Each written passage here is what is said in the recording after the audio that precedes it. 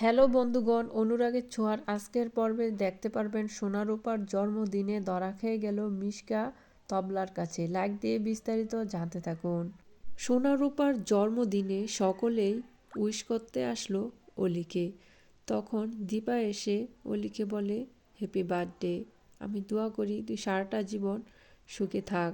তখন জয় বলে, আমি তো পারছি না আমার সত্যটা সবার সামনে বলতে, আজ তো আমারও জন্মদিন, সবার কি মনে আছে?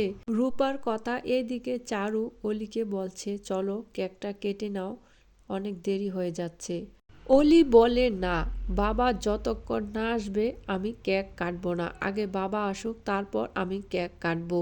তখন সবাই অপেক্ষা করছিল। এমন সময় সূর্য এসে সারপ্রাইজ দিল যে, অলিমা হ্যাপি বার্থডে, আমি মন থেকে দোয়া করি তুই সারা জীবন সুখে থাক।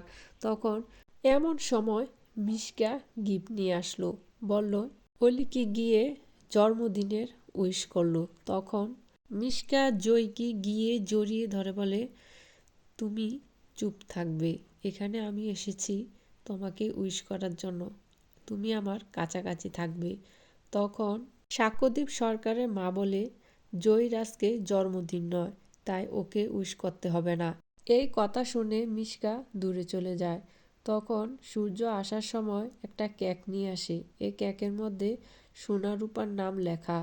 যখন অলি দেখলো ওই কেকের মধ্যে রূপার নামও লেখা আছে, তখন সে কান্নায় ভেঙে পড়ল। তখন জয় গিয়ে অলির সাথে কেক কাটলো। সাক্ষ্যদীপ সরকারের মা ভাবলো, আমি মনে মনে যাই ভাবছি তাই হয়েছে, সেই তাদের হারিয়ে যাওয়া রূপা। তখন তবলা মিশকাকে দেখে দৌড়ে আসে, বলে, তুমি এখনো মরনি? আরে বাবুরে, তোমার প্রাণ এত শক্ত, বুঝতেই পেরেছি তুমি বেঁচে থাকবে।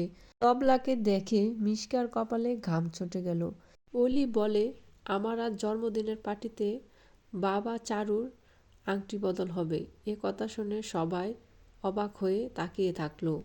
জয় মিশকাকে আংটি বদল থামাতে পারবে? অবশ্যই কমেন্টস করে জানাবেন। আমার চ্যানেলটি সাবস্ক্রাইব করে রাখবেন নিত্য নতুন আপডেট শোনার জন্য।